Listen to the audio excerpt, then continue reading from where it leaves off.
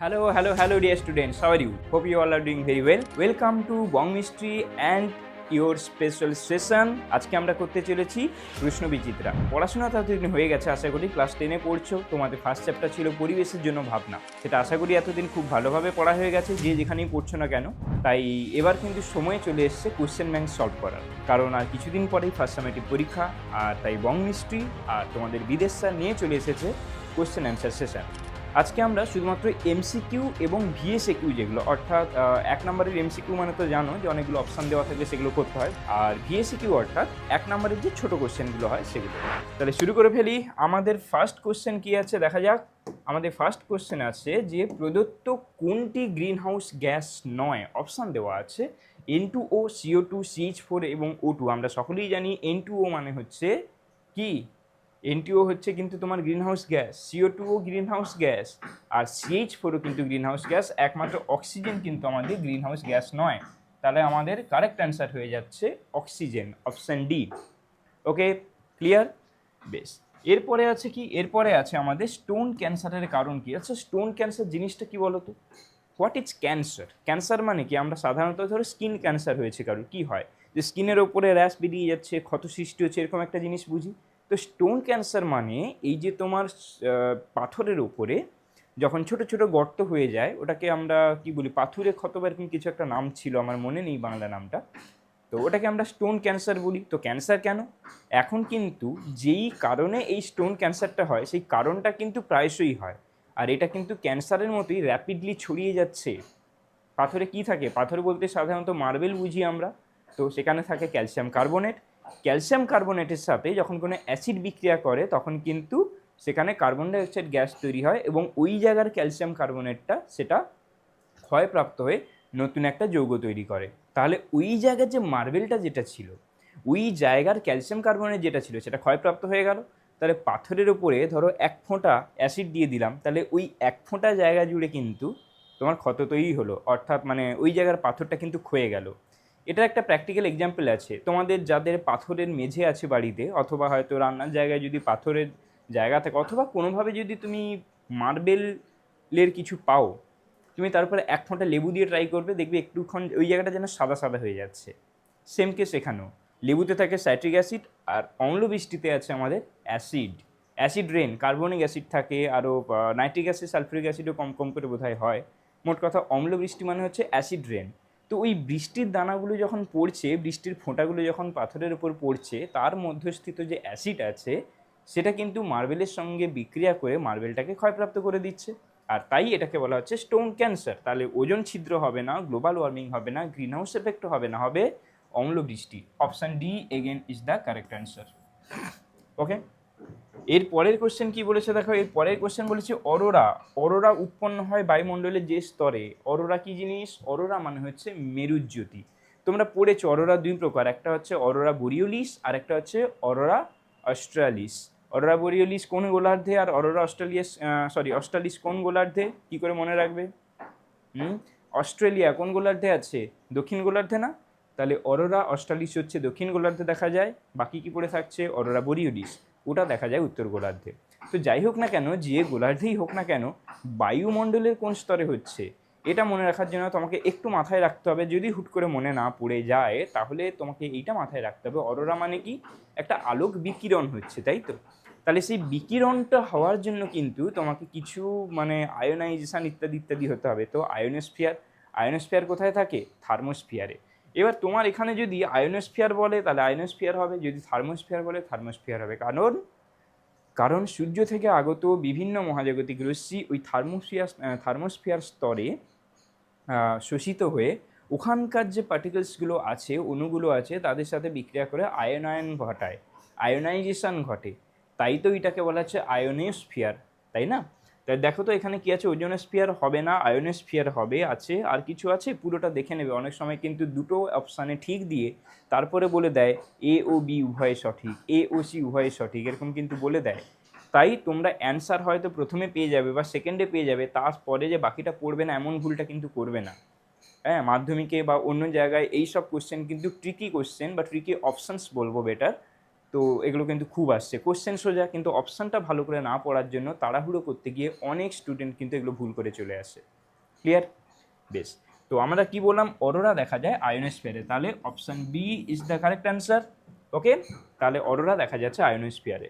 Next হচ্ছে আমাদের কি, নেক্সট হচ্ছে গ্রিন হাউস প্রভাব সৃষ্টিতে CO2 গ্যাসের অবদান প্রায় কত। আমরা জানি আমাদের যত গ্যাস, যা যা গ্যাস টোটাল আমাদের গ্লোবাল ওয়ার্মিংয়ে হেল্প করে, CO2 তার 50% শেয়ার নিয়ে বসে আছে। মানে গ্রিন হাউস এফেক্টটা যদি কোনো একটা কোম্পানি হতো না, তাহলে তার অর্ধেক মালিক হতো CO2। বোঝা গেছে? তাহলে CO2 ইজ দ্য কি হাফ মালিক অফ গ্রিন হাউস এফেক্ট। তাহলে হাফ মালিক মানে আমাদের কিন্তু হয়ে যাবে again option B is the correct answer, 50% is the right option. Okay, তাহলে গ্রিন হাউস প্রভাব সৃষ্টিতে CO2 গ্যাসের অবদান প্রায় 50%। ক্লিয়ার? বেশ, তো হয়ে গেল আমাদের দেখতে দেখতে 4টে কোশ্চেন। এরপরে দেখো কি আছে, এরপরে আছে ওজোন মণ্ডলের ঊর্ধ্বসীমা। তুমি বলবে স্যার ওজোন মণ্ডল বলে তো আলাদা করে কিছু নেই, আমরা ট্রপোস্ফিয়ার জানি, স্ট্র্যাটোস্ফিয়ার জানি, থার্মোস্ফিয়ার জানি, পরপর পরপর আরও আছে, সরি মেসোস্ফিয়ার মাঝখানে ছেড়ে গেলাম, মেসোস্ফিয়ার আছে, থার্মোস্ফিয়ার আছে, ম্যাগনেটোস্ফিয়ার আছে, এক্সোস্ফিয়ার আছে, এই হচ্ছে আমাদের 6টা স্তর। তো স্যার ওজোনমণ্ডল বলে তো কিছু নেই বা ওজোনোস্ফিয়ার বলে তো কিছু নেই, তাহলে এটাকে কি বলবো? এবং এটাও জানি ওজোন স্তর বেসিক্যালি স্ট্র্যাটোস্ফিয়ারের মধ্যে একটা পার্টিকুলার জায়গা, তার মানে আলাদা করে ওজোন মণ্ডলের উপরে কি বলা যায়, সেই কোশ্চেনটা বোধহয় সঠিক হচ্ছে না। কিন্তু কিন্তু এখানে যেহেতু বলে দিয়েছে ওজোন মণ্ডলের ঊর্ধ্বসীমাকে কি বলে এবং সবগুলি ট্রপোপজ, মেসোপজ, স্ট্র্যাটোপজ, ম্যাগনেটোপজ এইভাবে দিয়েছে, তার মানে বুঝতেই পারছো মেন যে স্তরগুলো আছে, অর্থাৎ ট্রপোস্ফিয়ার স্ট্র্যাটোস্ফিয়ারের মধ্যে ট্রপোপজ, স্ট্র্যাটোস্ফিয়ার এবং মেসোস্ফিয়ারের মধ্যে স্ট্র্যাটোপজ, মেসোস্ফিয়ার এবং থার্মোস্ফিয়ারের মধ্যে মেসোপজ, এই পজগুলোকে যেহেতু নিয়েছে তাহলে কিন্তু আমাদেরকে এখানে একটু মাথা খাটাতে হবে। এখানে কিন্তু আমরা সরাসরি অ্যান্সারটা করতে পারবো না। এখানে ওজোন মণ্ডল বলেছে, ওজোন মণ্ডল কোন স্তরে থাকে? স্ট্র্যাটোস্ফিয়ার। তাহলে আমাকে স্ট্র্যাটোস্ফিয়ারের যে ঊর্ধ্বসীমা সেটাকেই এখানে কারেক্ট অপশান ধরে নিতে হবে। Hence the correct option is stratopause, option C. এইটাই হয়ে যাচ্ছে আমাদের ঠিক অ্যান্সার। Okay, clear? কেন ওজোন মণ্ডল থাকা সত্ত্বেও আমি স্ট্র্যাটোপজ বললাম সেটা বোঝা গেছে? বেশ, এরপরে আছে যে বায়ুমণ্ডলের কোন স্তরকে শান্তমণ্ডল বলা হয়। এটা কিন্তু আমরা পড়েছিলাম, ক্ষুব্ধমণ্ডল কাকে বলি? ট্রপোস্ফিয়ারকে। শান্তমণ্ডল কাকে বলি? স্ট্র্যাটোস্ফিয়ারকে। কেন? ওইখানটায় ক্ষুব্ধমণ্ডল অর্থাৎ যেন প্রচণ্ড যেন রেগে আছে স্তরটা, ঝড় হচ্ছে, বৃষ্টি হচ্ছে, বিভিন্ন রকম যে কি বলবো আবহাওয়া সংক্রান্ত যে ঘটনাগুলো ঘটে, যে সাইক্লোন বলো, টর্নেডো বলো, বা যা যা জিনিসগুলো হয়, ঝড় বৃষ্টি ইত্যাদি ইত্যাদি, সবটাই কিন্তু ট্রপোস্ফিয়ারে হয়। মনে হয় যেন এই মানে এই যে লেয়ারটা আছে, এই বাতাসে যেন প্রচুর রাগ, একে গিয়ে মেরে দিচ্ছে, ওকে গিয়ে টর্নেডো করে, বা এখানে টর্নেডো হয়ে যাচ্ছে, ওখানে সাইক্লোন করে উড়িয়ে দিচ্ছে, তাই না? কিন্তু স্ট্র্যাটোস্ফিয়ারে কিন্তু এসব কিছুই হয় না, সে একদম শান্ত ছেলের মতো, ক্লাসের ফার্স্ট বয়, তো তাকেই তাই বলা হয় শান্তমণ্ডল। তাহলে দেখো দেখি স্ট্র্যাটোস্ফিয়ার আছে কিনা, troposphere, magnetosphere, stratosphere, option C. তাহলে স্ট্র্যাটোস্ফিয়ার হয়ে যাবে আমাদের এখানে কারেক্ট অপশান। ওকে, বেশ।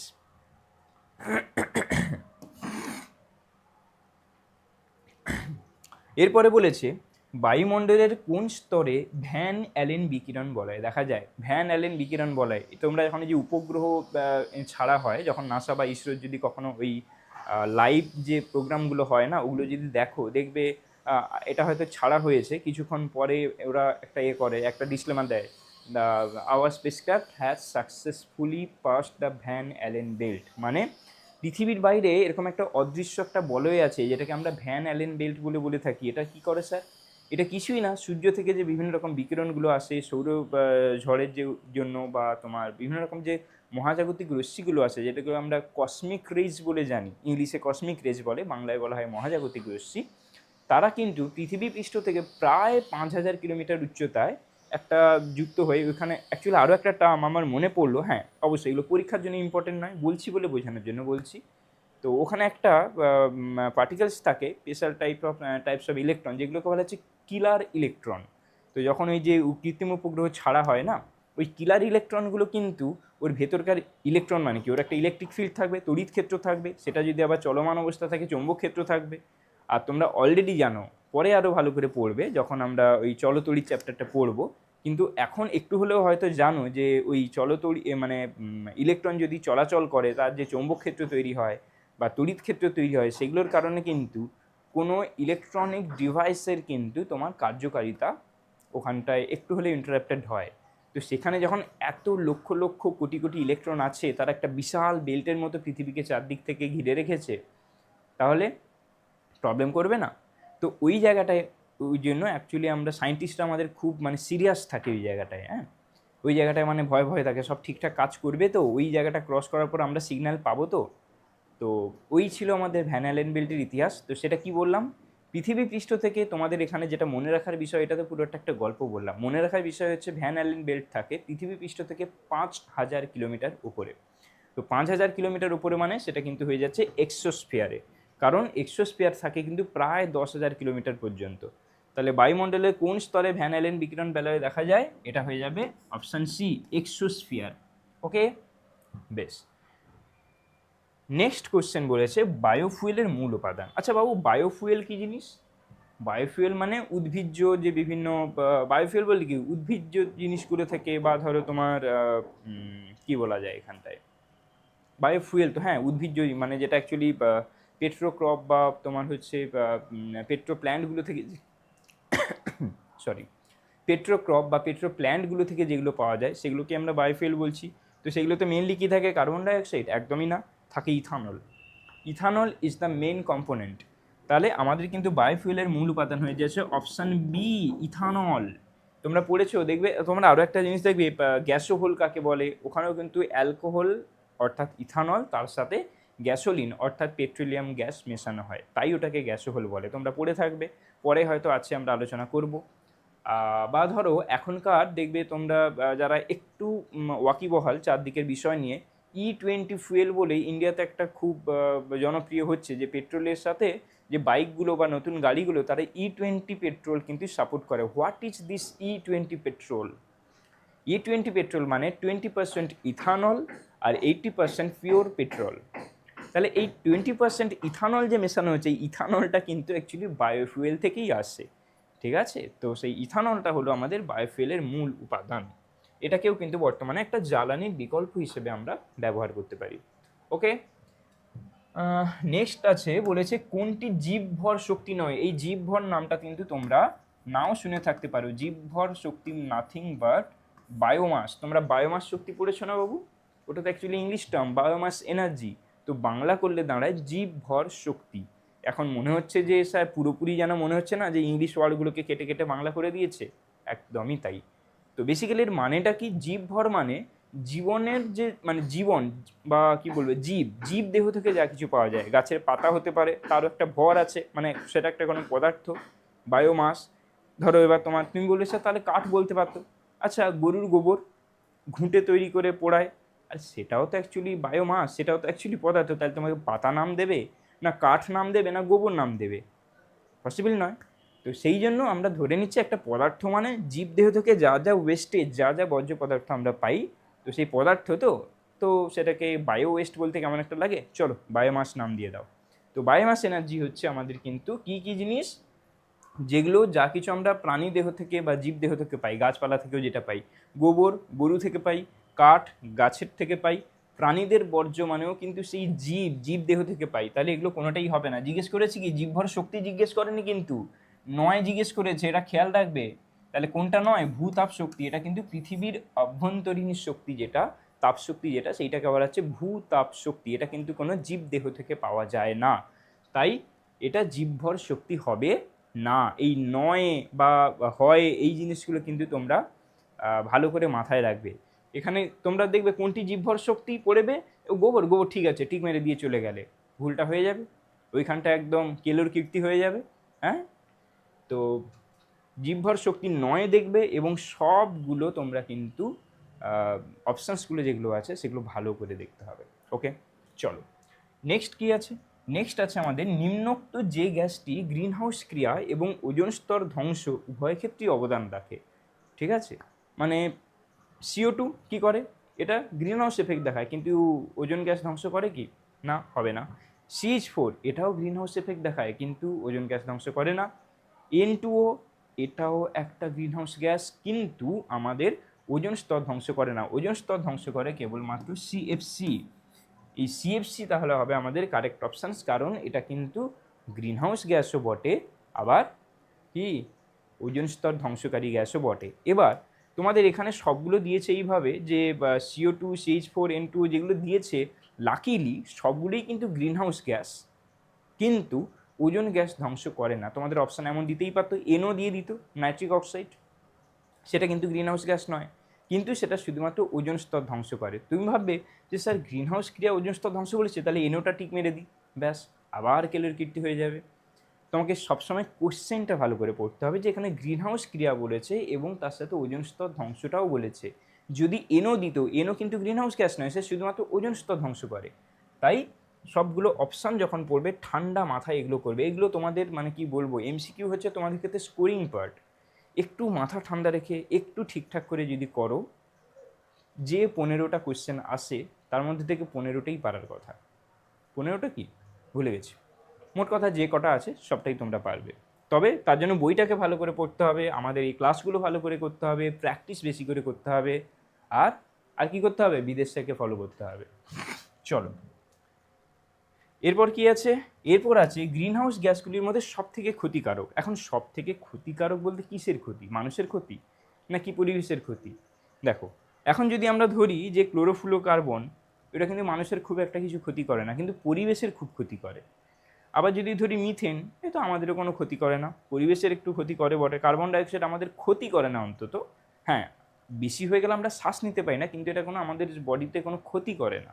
না স্যার, নাইট্রাস অক্সাইডও সেম জিনিস। তাহলে আমাকে এখানে দেখতে হবে পরিবেশের ক্ষতি সব থেকে বেশি কে করছে, অবশ্যই ক্লোরোফ্লুরোকার্বন। কারণ তোমরা পড়েছো যে এক অণু CFC যে উষ্ণকরণ ক্ষমতা, সেটা কিন্তু 10,000 কার্বন ডাই অক্সাইড অণুর সমান। মানে একটা CFC অণু ছেড়ে দেবে তুমি, আর 10,000 অণু কার্বন ডাই অক্সাইড ছাড়ার সমান কাজ হবে। তাহলে ওটা গ্লোবাল ওয়ার্মিংয়ের দিক থেকেও মানে একদম খতরনাক জিনিস। আর ওজোন গ্যাসের কথা তো বলছি না, কারণ তোমরা যারা ওই CFC দ্বারা ওজোন স্তর ধ্বংসের ব্যাপারটা পড়েছো তারা ভালো করেই জানো। ওকে, তাহলে আমাদের এখানে কি হবে, option B, chlorofluorocarbon is the correct answer. Okay, বেশ। হ্যাঁ, তো এরপরে কি আছে, এরপরে হচ্ছে প্রদত্ত কোনটি ওজোন স্তরকে ক্ষয় করে না। আবার তোমরা ক্ষয় করে বুঝবে, দিয়ে NO, N2 দেখবে টিক মেরে দিয়ে চলে আসবে, কেস হয়ে যাবে একদম। কোনটি ওজোন স্তরকে ক্ষয় করে না? NO ওজোন স্তরকে ক্ষয় করে, N2 অর্থাৎ নাইট্রাস অক্সাইড এটাও ওজোন স্তরকে ক্ষয় করে, CFCও ক্ষয় করে। তাহলে ক্ষয় করে না হচ্ছে CO2, কার্বন ডাই অক্সাইড কিন্তু গ্লোবাল ওয়ার্মিংয়ের জন্য দায়ী বা গ্রিনহাউস গ্যাস বলা যেতে পারে, কিন্তু কোনোভাবেই এটা ওজোন স্তরকে কিন্তু ধ্বংস করে না। ওকে, ক্লিয়ার। নেক্সট, গ্রিনহাউস গ্যাস হিসেবে পৃথিবীর উষ্ণতা বৃদ্ধির জন্য কোন গ্যাসটির অবদান সব থেকে বেশি? এখন তোমরা এই যে এক্ষুনি এখানটায় তোমাদের গুলিয়ে দেয়, কি গুলিয়ে যায় বলো তো, যে স্যার আপনি এক্ষুনি বললেন কার্বন ডাই অক্সাইডের 10,000খানা যদি অণু নেই, সেটা কিন্তু একটা ক্লোরোফ্লুরোকার্বনের সমান। তাহলে আপনি আবার এখানে বলছেন তাহলে অবদান বেশি বললে ক্লোরোফ্লুরোকার্বন লিখবো, নাকি আবার একটু আগে বলেছিলেন কার্বন ডাই অক্সাইড হচ্ছে টোটাল 50% ওয়েটেজ ক্যারি করে, তাহলে সেটাকে লিখবো?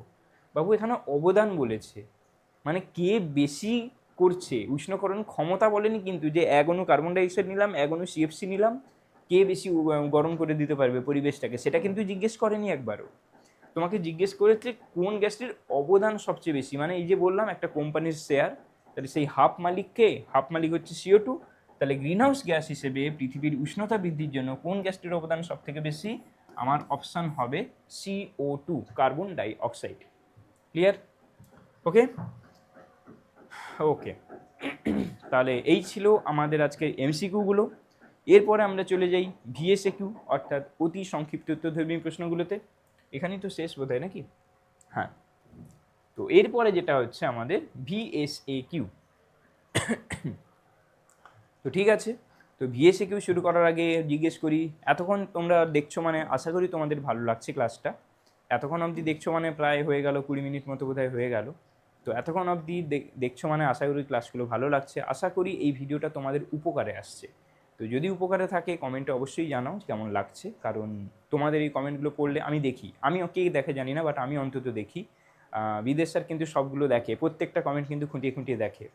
তো আমাদের ভালো লাগবে, আমরা টিচাররা যারা এত কষ্ট করে করছি না, সকল টিচারই কিন্তু যথেষ্ট এফোর্ট দিয়ে আমাদের এখানে এই কাজগুলো করেন। কোর্সের ভিডিও থাকে, ও হ্যাঁ কোর্সের ব্যাপার বললাম না, আছে তোমরা যারা অনলাইনে স্টুডেন্ট আমাদের, তারা কিন্তু কোর্সের ব্যাপারে যদি জানতে চাও লাস্ট অবধি দেখতে হবে, ওটা কিন্তু একদম লাস্টে আছে গিয়ে আমি বলবো। আর যারা তোমরা কোর্সের স্টুডেন্ট, যারা অলরেডি আমরা দেখছো পেড কোর্সের যারা স্টুডেন্ট এটা যারা দেখছো, তো তারা ঠিক আছে, তারা এটা দেখে নাও, তোমাদের যেটা ক্লাস করানো হয়েছে আশা করি সেখানেও বুঝতে পেরেছিলে। আর আমিও এখানে কোশ্চেনগুলো অ্যান্সারগুলো খুব ভালোভাবে বুঝিয়ে বুঝিয়ে ধরে ধরে, একদম তাড়াহুড়ো করছি না, দেখে মনে হচ্ছে তাড়াহুড়ো করছি, একদমই করছি না। তো আমি ধরে ধরে ধরে ধরে করাচ্ছি যাতে কারোরই বুঝতে সমস্যা না হয়, কারোর যদি কোনো পরিমাণ গ্যাপও থেকে যায় সেটাও যাতে এখানটায় ক্লিয়ার হয়ে যায়, আমি সেই চেষ্টা করছি। বাকি ক্লাস কেমন লাগছে কমেন্ট সেকশানে। ওকে, চলো। এমন একটি গ্যাসের নাম লেখো যেটা গ্রিনহাউস গ্যাস এবং ওজোন স্তর ধ্বংসের কারণ। এক্ষুনি করে এলাম, গ্রিনহাউস গ্যাসও হবে আবার ওজোন স্তরও ধ্বংস করবে। কে? সিএফসি। সিএফসি হচ্ছে, এখানে কি বলেছে, নাম তুমি লিখতে পারো ক্লোরোফ্লুরোকার্বন, অথবা ফর্মুলাও লিখতে পারো। আমি লিখলাম সিএফসি, বা এটাকে লিখলে লেখা যায় ক্লোরো ফ্লুরো কার্বন। ক্লোরোফ্লুরোকার্বন অর্থাৎ এর মধ্যে কে থাকবে? কার্বন থাকবে, ক্লোরিন থাকবে, ফ্লুরিন থাকবে। তোমাদের বিভিন্ন রকম হতে পারে।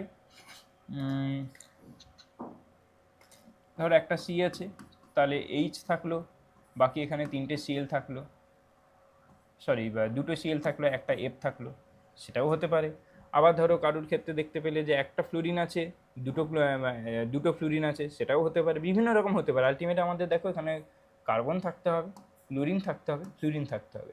এই কার্বন, ক্লোরিন, ফ্লুরিন থাকলেই আমরা তাকে বলছি সিএফসি। ওকে, বেশ। তো এটা ছিল। এরপরে আর কি আছে? এরপরে আছে কোনটি বায়োডিগ্রেডেবল পলিমার। পলিমার মানে কি? পলিমার মানে কি? একটা মনোমার, ধরো ভিনাইল ক্লোরাইড, সেটাকে অনেকগুলো ভিনাইল ক্লোরাইডকে যদি তুমি একসাথে জুড়ে যাও তাহলে হয়ে যাবে পলিভিনাইল ক্লোরাইড, যেটা আমরা পিভিসি বলে জানি। সেলুলোজ, সেলুলোজ মানে কি? ওটাও কিন্তু প্রাণীদেহের মধ্যে একটা পলিমার। ওর কি? ওর হচ্ছে কার্বোহাইড্রেট, সেলুলোজ। তো সেলুলোজে বোধ হয় কার্বোহাইড্রেট, বোধ হয় মনোমার, বোধ হয় কার্বোহাইড্রেট বা সুক্রোজ কিছু, আমি ওটা বায়োলজির ব্যাপার আমার এতটা মনে নেই। তবে এইটুকুই জানি সেলুলোজ হচ্ছে কি?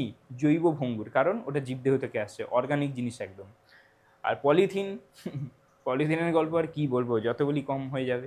বর্তমানে ওটা ব্যানই করে দিয়েছে, কারণ ওটা জৈব ভঙ্গুর নয়। ইথিন, ইথিন যে থাকে, হ্যাঁ, তো সেই ইথিনটাকে হচ্ছে তার মনোমার। ওখানে যখন অনেকগুলো ইথিন জুড়ে দিচ্ছ সেটা হয়ে যাচ্ছে পলি ইথিন, অর্থাৎ পলিথিন। ঠিক আছে? তাহলে বায়োডিগ্রেডেবল মানে জৈব ভঙ্গুর কোনটা? পিভিসি, এটা কৃত্রিম হবে না, পলিথিনও হবে না, তাহলে কী হবে বলো তো? সেলুলোজটাই হবে। তাহলে কোনটা বায়োডিগ্রেডেবল পলিমার? আমার অ্যান্সার হয়ে যাবে সেলুলোজ। অ্যান্সার হয়ে যাবে আমার সেলুলোজ। ক্লিয়ার? বেশ। এবার বলেছে যে বায়ুমণ্ডলের কোন স্তরে বেতার তরঙ্গ প্রতিফলিত হয়। বেতার তরঙ্গ প্রতিফলিত হয় কোন স্তরে? আয়নোস্ফিয়ারে। কিন্তু আয়নোস্ফিয়ার ব্যাপারটা কেন হচ্ছে বলো তো? আয়নোস্ফিয়ারটা কোথায় আছে? থার্মোস্ফিয়ারে, যেখানে মহাজাগতিক রশ্মিগুলো ম্যাক্সিমাম শোষিত হয়ে যায়। তো মহাজাগতিক রশ্মিগুলো সেখানে শোষিত হয়ে যাচ্ছে, মানে সেই কারণেই কিন্তু অ্যাকচুয়ালি বলে না থার্মোস্ফিয়ার হচ্ছে উষ্ণ, প্রচণ্ড গরম হয়ে যাচ্ছে। স্ট্র্যাটোস্ফিয়ার, মেসোস্ফিয়ার, তারপরে থার্মোস্ফিয়ার এতটা গরম কেন? একটাই কারণ, এই মহাজাগতিক রশ্মিগুলো সেখানে শোষিত হচ্ছে, তাহলে সেই এনার্জিটা যাবে কোথায়? তাপশক্তি হিসেবে স্টোর থেকে যাচ্ছে, তাই ওটা এত গরম। তো শুধুমাত্র তাপশক্তি নয়, এবার এই মহাজাগতিক রশ্মি মানে তাতে কিন্তু গামা রেজ আছে। গামা রে হচ্ছে কি? গামা রে আছে, আলফা রে আছে, বিটা রে আছে, আরও অন্যান্য অনেক কসমিক রেজ আছে। তো তারা কিন্তু ওখানকার যে পার্টিকেলসগুলো আছে সেগুলোকে ভেঙে আয়নে বিভক্ত করে দিচ্ছে, ওটাকে বলা হচ্ছে আয়োনায়ন বা আয়োনাইজেশন। তো সে আয়োনাইজেশন হলে কি হবে? এবার বেতার তরঙ্গ, বেতার তরঙ্গ মানে কি? Radio wave. তোমরা যখন পরে পড়বে তড়িৎচুম্বকীয় তরঙ্গ, তখন দেখবে যে এটাও কিন্তু একটা তড়িৎচুম্বকীয় তরঙ্গ। অর্থাৎ তোমাদের ওয়াইফাই যে সিগন্যাল, সেটাও যেমন একটা তড়িৎচুম্বকীয় তরঙ্গ। যেই লাইটটা তুমি চোখে দেখছো, এই যে লাইট আমার মুখে আসছে, মুখ থেকে ক্যামেরায় যাচ্ছে, সেটা তোমার স্কিনে ফুটে উঠছে, সেই স্কিন থেকে লাইটটা যে তোমার চোখে যাচ্ছে, তো সেই লাইটটাও কিন্তু একটা ইলেকট্রোম্যাগনেটিক ওয়েভ।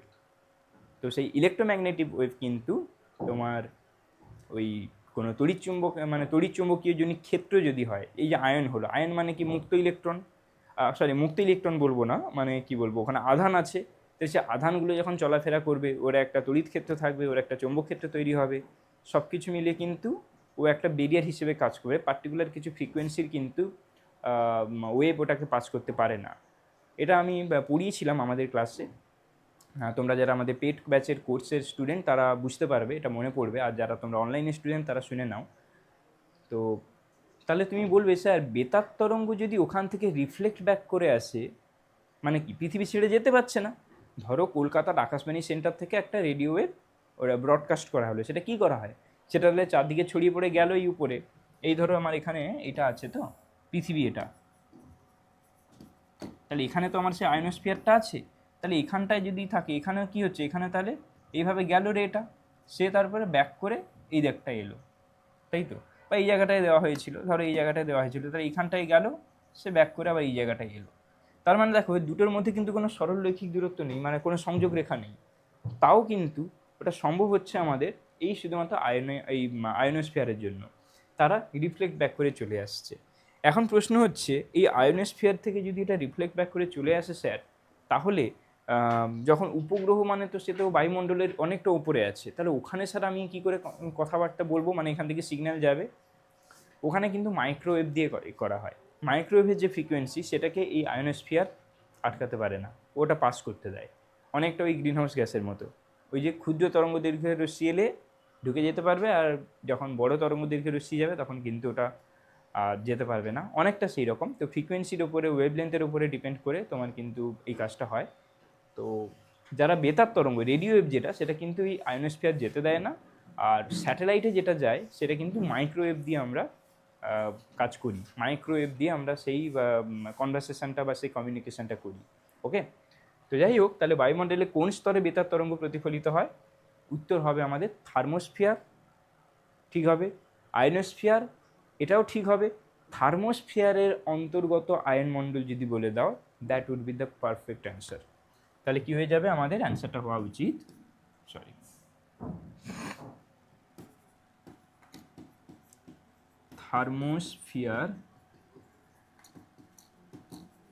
থার্মোস্ফিয়ারের অন্তর্গত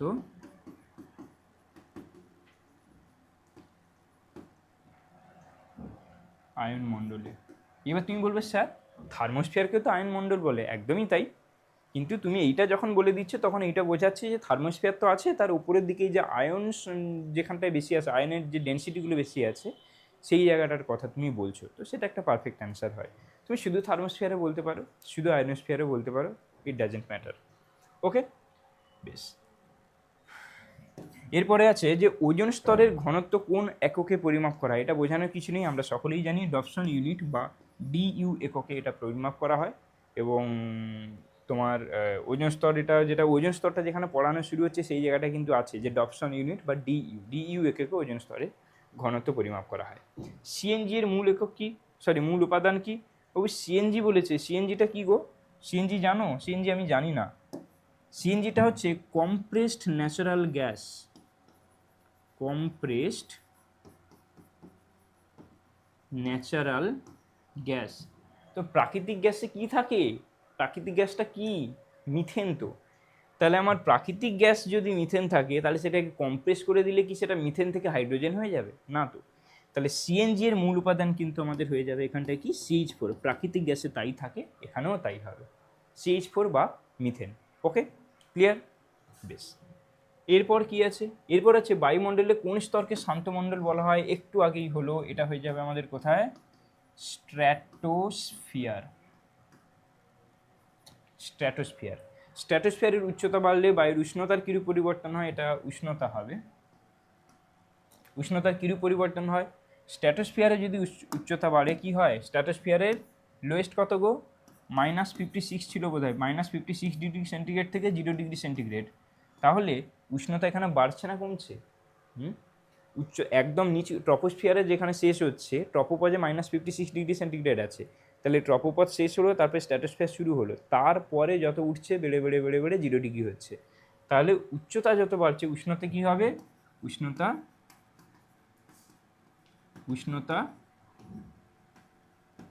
বাড়বে। উষ্ণতা কি হবে? উষ্ণতা বাড়বে। ক্লিয়ার? বোঝা গেছে? বেশ। মিথেন হাইড্রেট পদার্থ কোন ভৌত অবস্থায় থাকে? মিথেন হাইড্রেট কিন্তু থাকে তোমার কঠিন কেলাসাকার অবস্থায়। মিথেন হাইড্রেট যেটা থাকে কোন ভৌত অবস্থা বলেছে, অর্থাৎ মিথেন হাইড্রেট থাকে কঠিন কেলাসাকার অবস্থায়। কঠিন কেলাসাকার অবস্থায় মিথেন হাইড্রেটের সংকেত মনে আছে? পরে কিন্তু আছে, তোমরা বলে দেখি কি ছিল, মনে আছে? সব ভুলে গেছো। মিথেন হাইড্রেট হচ্ছে একটা যুত যৌগ, 4CH4 আর 23 অণু জল, দুটো একসাথে থাকবে, 4CH4 23H2O, এর মাঝখানে একটু একটা ডট থাকবে, এরকম একটা ডট থাকবে। তো মিথেন হাইড্রেট পদার্থ কিন্তু থাকে কঠিন কেলাসাকার অবস্থায়, দেখতে কার মতো হয়? বরফের মতো। মনে আছে ফায়ার আইস বলা হয়, বরফের মতো দেখতে বলে আগুনের বরফ বলা হয়, কারণ এই বরফ থেকেই কিন্তু আমরা, মানে বরফ বলবো না, তো এই বরফের মতো দেখতে কেলাসাকার জিনিস থেকেই কিন্তু আমরা মিথেনটাকে নিষ্কাশন করি, তাই না? ওকে, তাহলে সৌরবিদ্যুৎ কোষে কোন অর্ধপরিবাহী ব্যবহৃত হয়? সৌরবিদ্যুৎ কোষে অর্ধপরিবাহী বলেছে কি? সিলিকন। কি থাকে? সিলিকন, SI, বা তুমি লিখতেও পারো এরকম বাংলায়, কোনো অসুবিধে নেই। সিলিকন বা তার সংকেতটা হচ্ছে SI, বোঝা গেছে?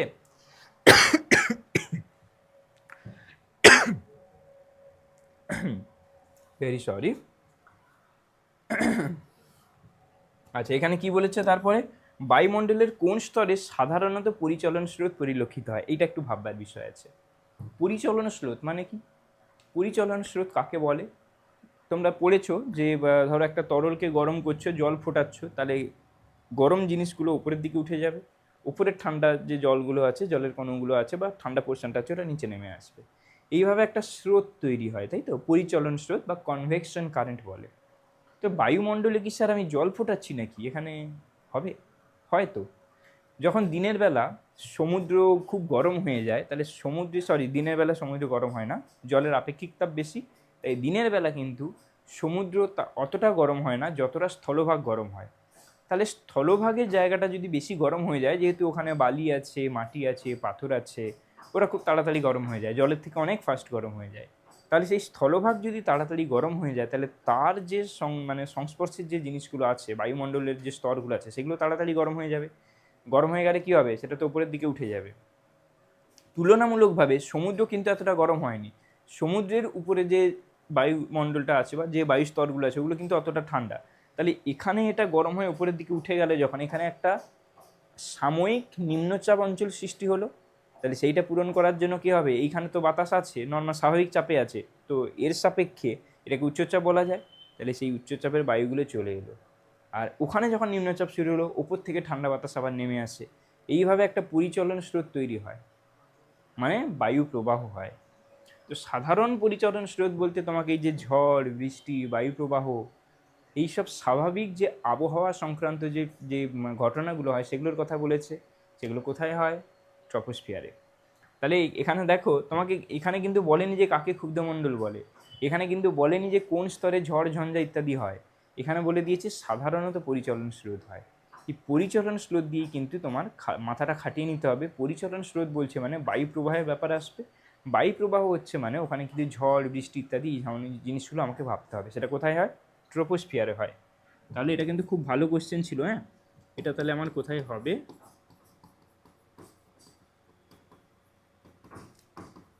ট্রপোস্ফিয়ারে। ওকে, এটা তাহলে আমার কোথায় হবে? ট্রপোস্ফিয়ারে। ক্লিয়ার? বেশ। এরপরে কি আছে? ভবিষ্যতে পৃথিবীর বৃহত্তম শক্তির উৎস কি? সবচেয়ে বেশি কে?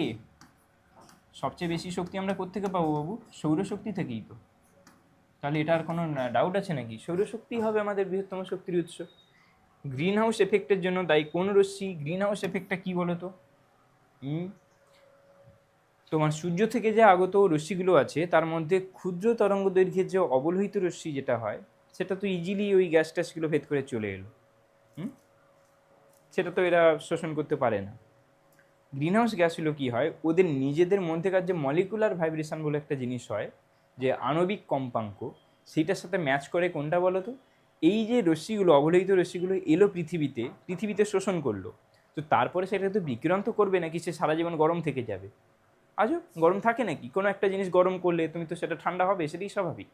তো ঠান্ডা হওয়ার মানে কি? কীভাবে করবে স্যার? তার গায়ে কেউ বরফ ঘষছে না। কি হচ্ছে? যে তাপটা সে শোষণ করলো, এবার সূর্য কতটা বিশাল একটা গরম জিনিস, তো ওখানকার তরঙ্গ দৈর্ঘ্য ছোট, ওর হচ্ছে তোমার কম্পাঙ্ক বেশি, ওর হচ্ছে শক্তি বেশি। কিন্তু যখন তুমি পৃথিবী যেটা হচ্ছে, সে কতটুকু আর গরম হচ্ছে, তো সে যখন তাপ ছাড়ছে, সে ধীরে ধীরে তাপ ছাড়ছে, তাহলে সেই তরঙ্গের কিন্তু শক্তিটা কম, অর্থাৎ তরঙ্গ দৈর্ঘ্য বেশি হয়ে যাচ্ছে, এবং তার যে কম্পাঙ্কটা, তার সাথে কি হচ্ছে, আমার ওই গ্রিন হাউস গ্যাস যেগুলো বলি তার অণুগুলোর হচ্ছে যে আণবিক কম্পাঙ্ক, যেমন হচ্ছে CH4, CO2 বা ইত্যাদি যে গ্যাসগুলো আছে তাদের আণবিক কম্পাঙ্ক এই অবলোহিত মানে পৃথিবী থেকে বিকিরিত অবলোহিত রশ্মির কম্পাঙ্কের সাথে মিলে যাচ্ছে, ফলে তারা কিন্তু ইজিলি সেটা শোষণ করে নিচ্ছে। তাহলে কি হলো, সূর্য থেকে যেটা আসছে সেটা শোষণ করতে পারছে না, সেটা পৃথিবীকে আসতে দিল, বাট পৃথিবী থেকে যেটা যাচ্ছে বিকিরিত হয়ে সেটাকে আর মহাশূন্যে ফিরে যেতে না দিয়ে নিজেরা শোষণ করে গরম হয়ে গেল। তারপরে তো তারা গরম হলে যখন তারাও থোড়ি না গরম হয়ে বসে থাকবে, তারা আবার বিকিরিত করছে, আবার সেটাকে বিকিরণ করছে, আবার সে অন্য কোনো একটা পরমাণু বা অন্য কোনো একটা অণু সেইটাকে শোষণ করে গরম হচ্ছে, আলটিমেট এইভাবে টোটাল বায়ুমণ্ডলটাকে গরম করে দিচ্ছে। তো এখানে যে কথাগুলো এতগুলো বললাম এইটা হচ্ছে টোটাল গ্রিন হাউস এফেক্টের ব্যাপার, কিন্তু এখানে কোন রশ্মি নিয়ে কথা হচ্ছে?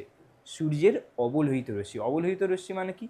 দৃশ্যমান আলোর ক্ষেত্রে, দৃশ্যমান আলো কি, লাল থেকে বেগুনি, তার ঠিক নিচে ইনফ্রারেড, অবলোহিত লালের ঠিক নিচে যেটা আছে সেটা হচ্ছে অবলোহিত, লালের ঠিক নিচে, লোহিত কথার অর্থ লাল, আর অব মানে তার থেকে একটু নিচে, আর ইংলিশটাও দেখো ইনফ্রারেড, রেডের থেকে ইনফ্রা অর্থাৎ তার থেকে নিচে যে আছে। তো কোন রশ্মির দায়ী?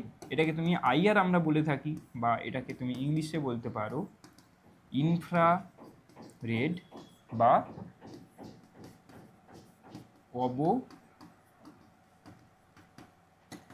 অবলোহিত রশ্মি বলতেই পারো। ওকে, মিথেন হাইড্রেটের সংকেত কি? হ্যাঁ, জিজ্ঞেস করেছিলাম এক্ষুনি, মনে আছে? 4CH4, তার সাথে কিন্তু 23 অণু জল যুত যৌগ হিসেবে থাকবে, এটাই হচ্ছে মিথেন হাইড্রেট। এটা হচ্ছে মিথেন আর জল আছে বলে হাইড্রেট। ওকে, মিথেন হাইড্রেটের সংকেত হচ্ছে 4CH4, তার সাথে কিন্তু 23 অণু জল 23H2 কিন্তু যুত যৌগ হিসেবে থাকবে। ক্লিয়ার হচ্ছে ব্যাপারটা? ওকে, CFCতে উপস্থিত কোন পরমাণু তোমাদের ওজোন স্তর ধ্বংসের জন্য যায়? যেহেতু কোন পরমাণু বলেছে তোমরা বলে দিতেই পারো Cl পরমাণু, কিন্তু এখানেও আবারও বলছি, যারা তোমরা পেড ব্যাচে পড়েছো তারা জানো, আর যারা বাইরের স্টুডেন্ট তারা জানো কি না জানি না, জেনে নাও। তো CFC থেকে যখন কি হয়, ওখানে না দু রকম বিভাজন হয়। এটা অ্যাকচুয়ালি এটা আমাদের ভালো করে এটা বোঝাতে অনেকটা সময় লেগে যাবে, আমি তাই এখন রাফলি বলে চলে যাচ্ছি। ধরো দুটো বন্ধন আছে, দুটো বন্ধনের মধ্যে ধরো এরকম একটা এ আছে, বি আছে, এ বি দুটো হচ্ছে তোমার কি ইলেকট্রন পেয়ার নিয়ে আছে। এখন এইটা যদি পুরোটা বি নিয়ে নেয় বা পুরোটা এ নিয়ে নেয়, তাহলে এটা কি, এ তো কিছুই পেলো না, বি সবটা পেয়ে গেল, তাহলে এটাকে বলা হচ্ছে কি বিষম বিভাজন। সেক্ষেত্রে কি লিখতে পারি, এ প্লাস আর বি মাইনাস, কারণ এ এর একটা ছিল, বি এর একটা ছিল, আর বি সেখানে দুটোই পেয়ে গেল, তাহলে বি এর এক্সট্রা এক হয়ে গেল, আর এর যে একটা ছিল সে সেটা পেলো না, পুরোটাই বি নিয়ে নিয়েছে, তাই এ প্লাস হয়ে গেল। কিন্তু যদি এমনভাবে হয় যে এই যে ভাগটা আছে এটা হচ্ছে বি অর্ধেক পাবে, এটা হচ্ছে এ অর্ধেক পাবে, সেক্ষেত্রে কিন্তু আমরা তাদেরকে এইরকমভাবে লিখি, এর উপর একটা ফুটকি, বি এর উপর একটা ফুটকি। এগুলোকে কি বলা হয় বলো তো? এগুলোকে বলা হচ্ছে ফ্রি র্যাডিক্যাল। ফ্রি র্যাডিক্যাল বা বা মুক্তমূলক। ওকে, ফ্রি র্যাডিক্যাল বা মুক্তমূলক। তো ক্লোরিন পরমাণু যেটা হয়, তোমরা কিন্তু বইতে পড়ে থাকবে, ব্র্যাকেটে লেখা আছে সক্রিয়, এরা কিন্তু প্রচণ্ড সক্রিয় হয়। তো সেই ক্ষেত্রে আমি বলবো ক্লোরিন লেখো, তারপরে ব্র্যাকেটে লিখে দাও যে মুক্তমূলক বা ফ্রি র্যাডিক্যাল, ঠিক আছে? এবং এটা ক্লোরিন যখন লিখছো তাহলে উপরে একটা ডটও দিয়ে দিতে ভুলো না, কারণ এই নর্মাল ক্লোরিন কিন্তু অতটা খতরনাক নয়। এই ক্লোরিন মুক্তমূলকটাই কিন্তু সে বারবার ওজন থেকে অক্সিজেন করছে, আবার সে যে ক্লোরিন মনোক্সাইড যেটা তৈরি করলো সেটার সাথে সেইটা আবার গিয়ে আর একটা ওজনের সাথে বিক্রিয়া করে সে আবার তাকে অক্সিজেনে ভেঙে দিচ্ছে, আবার নিজে ক্লোরিন মুক্তমূলক হয়ে যাচ্ছে, এরকমভাবে কন্টিনিউ রিপিটেডলি চলতেই আছে।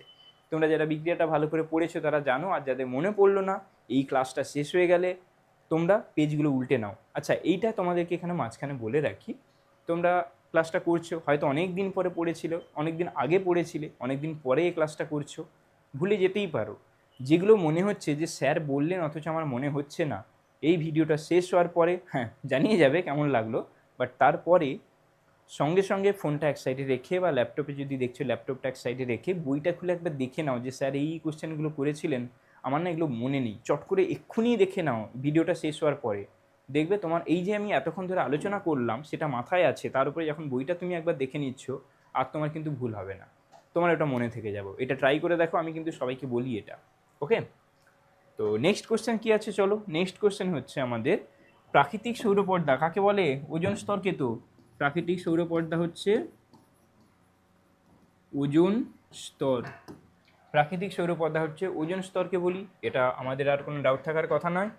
ওকে, বলেছে এই বিদ্যুৎ ক্ষরণের সময় কোন গ্যাস ওজোন স্তরে ক্ষতি সাধন করে? আচ্ছা, সিএফসি তো আর জানি। ওজোন স্তরে ক্ষতি সাধন করে কে? কে ক্ষতি সাধন করে? এনও করে আর N2ও করে, তাই তো? সরি, N2ও না, তো ভুল বললাম, এটা এনও করে আর হচ্ছে NO2 করে, নাইট্রিক অক্সাইড এবং নাইট্রোজেন ডাইঅক্সাইড, এরা দুজন করে। এখন বাতাসে কে আছে? অক্সিজেন আছে, নাইট্রোজেন আছে। বিদ্যুৎ ক্ষরণের সময় কি হয়, ওই নাইট্রোজেন আর অক্সিজেন মিলে কিন্তু এই দুটো গ্যাস তৈরি করে। তাহলে কোন গ্যাস ওজোন স্তরে ক্ষতি সাধন করে কি বলবো বিদ্যুৎ ক্ষরণের সময়? মেনলি কিন্তু নাইট্রোজেন গ্যাস। তাহলে কোন গ্যাস তাহলে বিদ্যুৎ ক্ষরণের সময় ওজোন স্তরে ক্ষতি সাধন করে? তোমার সরি, নাইট্রিক গ্যাস বলছি, নাইট্রিক অক্সাইড, নাইট্রিক অক্সাইড আর হচ্ছে নাইট্রোজেন ডাইঅক্সাইড। এই দুটো গ্যাস কিন্তু ওজোন স্তরের ক্ষতি করে, কারণ এরা ওজোন স্তরের সাথে বিক্রিয়া করে তোমার কিন্তু সর্বনাশ করে দেয়। পড়েছো ভালো করে?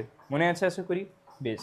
যদি মনেও না থাকে, আজকে তো শুধু ভিএসএকিউ আর এমসিকিউ হচ্ছে, এরপরে যখন এসএকিউ কোশ্চেনগুলো আলোচনা করবে ওখানে সব ক্লিয়ার হয়ে যাবে।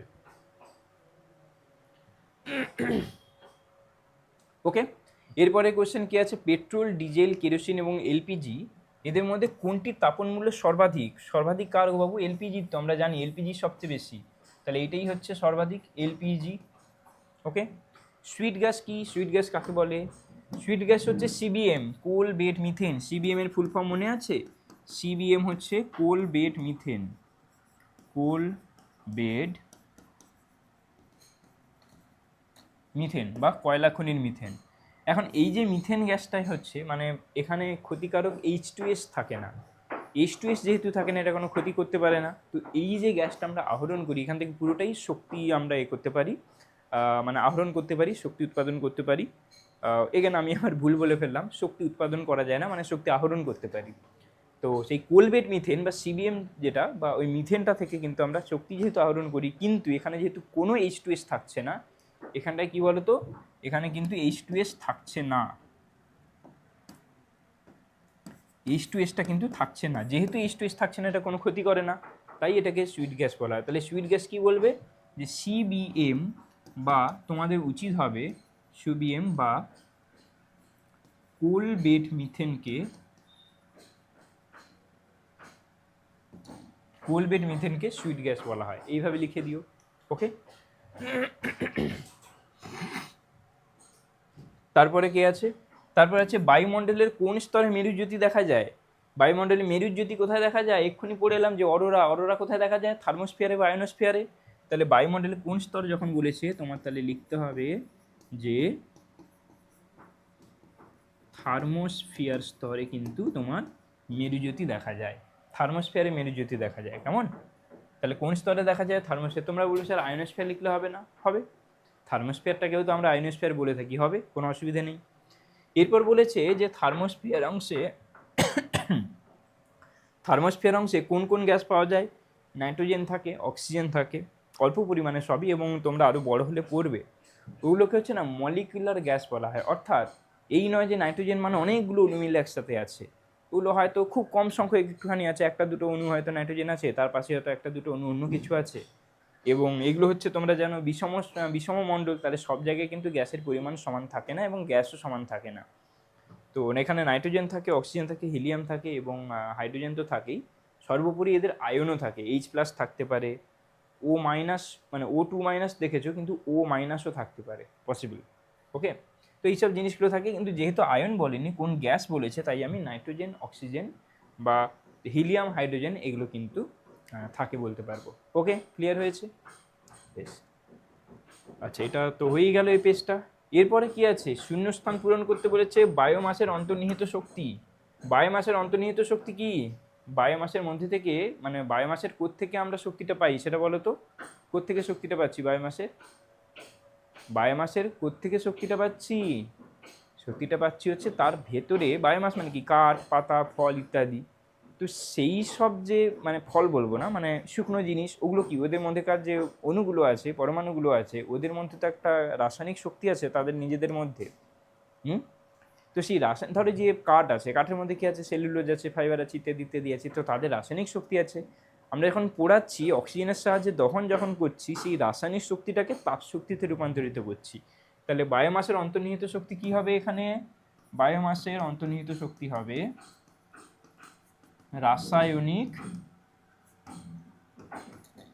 রাসায়নিক শক্তি। বোঝা গেছে? তাহলে এটার অন্তর্নিহিত শক্তি আমার কি হলো? রাসায়নিক শক্তি। এরপরে কি আছে? এরপরে আছে বায়োগ্যাসের প্রধান উপাদান কি? বায়োগ্যাস মানে কি? বায়োগ্যাস মানে হচ্ছে এই যে জৈব বর্জ্যগুলোকে আমরা যদি সেখানে মিথানজনিক ব্যাকটেরিয়ার সাহায্যে পচিয়ে করে সেটাকে আমরা যে মিথেন গ্যাসটা তৈরি করছি তাকে বায়োগ্যাস বলা হচ্ছে। তাহলে বায়োগ্যাসের প্রধান উপাদান কি? হ্যাঁ, এবার ঠিক, এখানে শুধু মিথেন থাকে না, মিথেন থাকে, একটু পরিমাণে কার্বন ডাইঅক্সাইডও থাকে। হ্যাঁ, তো এখানে প্রধান উপাদান কিন্তু হচ্ছে মিথেন। এর প্রধান উপাদান হচ্ছে কিন্তু আমাদের মিথেন। কেমন? এর প্রধান উপাদান হচ্ছে আমাদের মিথেন। ওকে, নেক্সট হচ্ছে বায়ুমণ্ডলের কোন স্তরের জন্য বেতার যোগাযোগ সম্ভব? একটু আগেই করে এলাম, এমসিকিউতে ছিল বা বোধহয় শর্ট কোশ্চেন, সরি শূন্যস্থান পূরণ বোধহয় ছিল। থার্মোস্ফিয়ার বা আয়নমণ্ডল, থার্মোস্ফিয়ার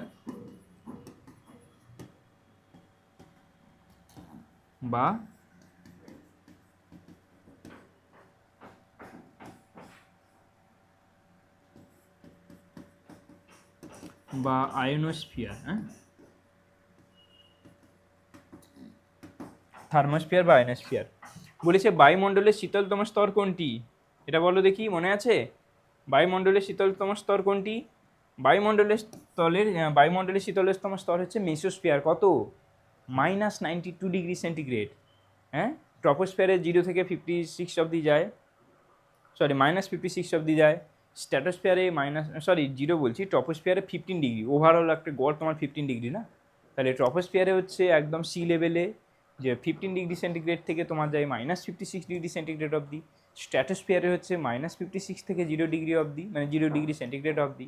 মেসোস্ফিয়ারে হচ্ছে 0° থেকে -92°C অবধি। আর তারপরে থার্মোস্ফিয়ারে -92 থেকে কিন্তু আবার পরপর বেড়ে যায়। তাহলে ওটাই কিন্তু টোটাল যে বায়ুমণ্ডল আছে সব থেকে শীতলতম, সব থেকে মানে শীতল, মানে সব থেকে শীতল যে জায়গাটা বা শীতলতম যে জায়গাটা, সেটা কিন্তু মেসোস্ফিয়ারই। এবং ওর টেম্পারেচার কত জানো? -92°C। তোমাদের কিন্তু প্রশ্ন আসতে পারে বাবু, যে বায়ুমণ্ডলের সব থেকে কম তাপমাত্রাটি কী? এমসিকিউ দিয়ে দিতে পারে, তোমাদের শর্ট কোশ্চেন দিয়ে দিতে পারে, সত্য মিথ্যায় দিয়ে দিতে পারে, দিতে অনেক রকম পারে। তো -92° কোথায় থাকে? থাকে মেসোস্ফিয়ারে। তাহলে শীতলতম স্তর কোনটা হবে? মেসোস্ফিয়ার। তাহলে বায়ুমণ্ডলের শীতলতম স্তর যেটা, সেটা হচ্ছে মেসোস্ফিয়ার। ওকে, এরপরে বলেছে আবার দেখো, এই যে শূন্যস্থানের ক্ষেত্রে বলেছিলাম, বললাম, এক্ষুনি বললাম না, দেখো চলে এসছে। বায়ুমণ্ডলের স্তরগুলির মধ্যে ড্যাশ বায়ু স্তরের উষ্ণতা সব থেকে কম, মানেই তো শীতলতম। তাহলে এখানে কি হবে? এখানেও কিন্তু এইটা হবে, মেসোস্ফিয়ার হবে। তাহলে বায়ুমণ্ডলের শীতলতম স্তরও মেসোস্ফিয়ার, এখানে যে শূন্যস্থান দিয়েছে সব থেকে কম, এটাও মেসোস্ফিয়ার, -92°C। ওকে, একটি জ্বালানির নাম লেখো যাতে কার্বন নেই অথচ তাপন মূল্য বেশি। এখন কার্বন ছাড়া জ্বালানি আছে, হাইড্রোজেন। হাইড্রোজেন থেকে, মানে হাইড্রোজেনকে জ্বালানি বলবো স্যার কীভাবে? এখানে তো কোনো ধোঁয়া টোঁয়া তৈরি হবে না, একদমই তাই। জ্বালানি মানে কি? যাকে জ্বালাবো, অর্থাৎ দহন করবো, তাই তো? তো কার্বন ডাইঅক্সাইড কখন তৈরি হয়? কার্বন ঘটিত কোনো যৌগ থাকে, তার সাথে অক্সিজেন বিক্রিয়া করে কার্বন আর অক্সিজেন মিলে কার্বন ডাইঅক্সাইড তৈরি করে, এবং এই বিক্রিয়াটা হচ্ছে তাপমোচী বিক্রিয়া। ফলে সে কিন্তু প্রচণ্ড পরিমাণে তাপ শক্তি দেয়, ওইভাবেই আমরা শক্তি পাই। এখানেও তাই, হাইড্রোজেন যখন অক্সিজেনের সাথে মিশে জল তৈরি করবে, সেটাও কিন্তু একটা তাপমোচী বিক্রিয়া। তো তাই কিন্তু এখানেও প্রচণ্ড পরিমাণে কিন্তু তোমার মানে তাপশক্তি তৈরি হয়, এবং এটা কিন্তু একটা গ্রিন ফুয়েল বলা যেতে পারে। Indian railway already hydrogen engine তৈরি করার কাজ করছে, তোমরা খবর যারা একটু টুকটাক দেখে থাকো জেনে থাকবে। সেখানে কিন্তু লজিকটা সেম, হাইড্রোজেন থাকবে, অক্সিজেন থাকবে, দুটোকে একসাথে দহন করে যে তাপশক্তিটা পাবো, সেইটাকে ইউজ করেই কিন্তু আমি মেশিন চালাতে পারবো বা কাজ করতে পারবো, আমার পেট্রোল আর লাগবে না তখন। তো কার্বন নেই অথচ এমন একটা জিনিস যার তাপন মূল্য বেশি, সেটা কিন্তু হচ্ছে হাইড্রোজেন। ওকে, H2। ওকে, এরপরে বলেছি অতিবেগুনি রশ্মির থেকে, রশ্মির প্রভাবে ক্লোরোফ্লুরোকার্বন থেকে নির্গত কোন পরমাণুটি ওজোন গ্যাসকে অক্সিজেনে বিয়োজিত করে? এই যে এক্ষুনি বললাম অতিবেগুনি রশ্মির প্রভাবে কী হয়, ধরো CFCl3 আছে, এটা তাহলে কি হয় বলো তো, এখানে হচ্ছে CFCl2 হয়ে যায়, আর তার সাথে একটা ক্লোরিন মুক্তমূলক তৈরি। এই যে ক্লোরিন মুক্তমূলক এইটাই হচ্ছে কিন্তু অক্সিজেনে বিয়োজিত করে। এটা কি হবে, অক্সিজেনে বিয়োজিত করবে, তাহলে এটা কি লিখবে, এরকম লিখবে, ব্র্যাকেটে লিখে দেবে ক্লোরিন মুক্তমূলক। ওকে, ঠিক আছে। ওডিএস এর ফুল ফর্ম কি? ওডিএস হচ্ছে ওজোন স্তরকে যারা ধ্বংস করে দেয় তাদেরকে বলা হচ্ছে ওডিএস, ওজোন ডিপ্লিটিং সাবস্ট্যান্সেস। কি নামের? এর হচ্ছে ozone depleting substances, ozone depleting substances, অর্থাৎ যারা ওজোন স্তর ধ্বংস করে দেয় তাদেরকে বলা হচ্ছে, সেটা সিএফসি হতে পারে, সেটা তোমার নাইট্রিক অক্সাইড হতে পারে, সেটা তোমার নাইট্রোজেন ডাইঅক্সাইড হতে পারে। মানুষের তৈরি যেসব জিনিস তোমার মেনলি এগুলো করছে, মনুষ্য ঘটিত যে সকল যৌগগুলো তোমার এগুলো মেনলি করছে, তাদেরকে কিন্তু বলা হচ্ছে ওডিএস বা ওজোন ডিপ্লিটিং সাবস্ট্যান্স, ওজোন অবক্ষয়কারী পদার্থ। বোঝা গেছে? এটাকে বাংলা করলে এরকম একটা জিনিস দাঁড়াতে পারে যে ওজোন অবক্ষয়কারী পদার্থ, ওজোন ডিপ্লিটিং সাবস্ট্যান্স। ক্লিয়ার? এবার বলেছে দেখো ট্রপোস্ফিয়ারের ক্ষেত্রে উচ্চতা বৃদ্ধির সঙ্গে সঙ্গে উষ্ণতা কিভাবে পরিবর্তিত। ট্রপোস্ফিয়ার কি করে? ট্রপোস্ফিয়ারের উচ্চতা বাড়ছে, তুমি এখানে দীঘায় আছো, দীঘায় নিচে আছো, উপর দিকে চলে যাচ্ছ, দার্জিলিং উঁচু কিন্তু তুমি সেখানে চলে যাচ্ছ, সেখানে কি হবে, উষ্ণতা কমে যাবে না বেড়ে যাবে? উচ্চতা বৃদ্ধির সাথে সাথে কিন্তু ট্রপোস্ফিয়ারে উষ্ণতা কমে, তাহলে উচ্চতা বৃদ্ধি বলেছে, তার মানে এটা কীভাবে পরিবর্তিত হবে, এখানে কিন্তু কমে যাবে, এখানে কিন্তু কমবে। ওকে, এখানে কমবে। ক্লিয়ার? এরপরে বলেছে বায়োগ্যাসের প্রধান উপাদান কি? প্রধান উপাদান কি গো বাবু বায়োগ্যাসের প্রধান উপাদান কি? বায়োগ্যাসের প্রধান উপাদান হচ্ছে মিথেন। একটু আগে বললাম মিথেন থাকে, কার্বন ডাইঅক্সাইড থাকে, অল্প পরিমাণ জলীয় বাষ্প থাকে, কিন্তু প্রধান উপাদান মানে সব থেকে বেশি যেটা থাকে সেটা কি? সেটা কিন্তু নাথিং বাট CH4 বা মিথেন। ক্লিয়ার হয়েছে ব্যাপারটা? ওকে, বেশ। তো এটা গেল এখানে। এরপরে আর কি আছে? এরপরে আছে বায়ুমণ্ডলে কোন স্তরটি বেতার যোগাযোগে সাহায্য করে? এটা অনেকবার হলো এক্ষুনি। এটাকে আমরা কি বলছি? থার্মোস্ফিয়ার বলতে পারি, আয়নোস্ফিয়ার বলতে পারি, ঠিক আছে, যে কোনো বলতে পারি। তারপরে বলছে উইন্ড মিলে কোন শক্তি থেকে কি উৎপন্ন হয়? বায়ু শক্তি থেকে কি উৎপন্ন হয়? উইন্ড মিল কী করে? বায়ু ঝড়ো প্রবাহিত হচ্ছে, তো সেই বায়ু শক্তির কারণে কিন্তু উইন্ড মিলটা ঘুরছে, টারবাইনটা ঘুরছে। যখন ঘুরছে সেখানে কি হচ্ছে? যান্ত্রিক শক্তি পাচ্ছি। যান্ত্রিক শক্তি যখন পাচ্ছি সেখানে কি হয় অ্যাকচুয়ালি?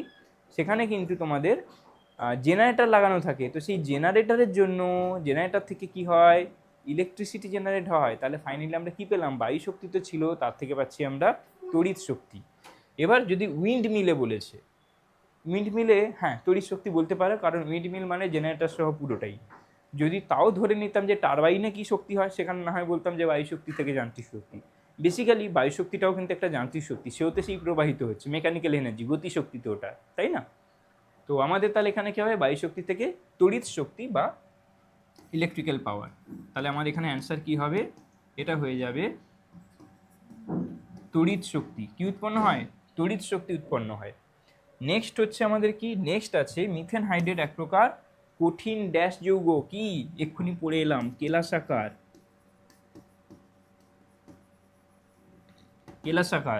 মিথেন হাইড্রেট কি ছিল? এই যে 4CH4 তার সাথে 23H2O, এই যে মিলে যে জুতো যৌগটা তৈরি করছে, এটাকে দেখতে অনেকটা পুরো সাদা ধপধপে বরফের মতো লাগে। কেন লাগে? কঠিন মানে এটা কিন্তু কেলাসাকার পদার্থ, তাই শুধু কঠিন যৌগ হলে হবে না, কঠিন কেলাসাকার যৌগ। বোঝা গেছে? তাহলে এইটা হবে কিন্তু আমাদের কারেক্ট অপশান।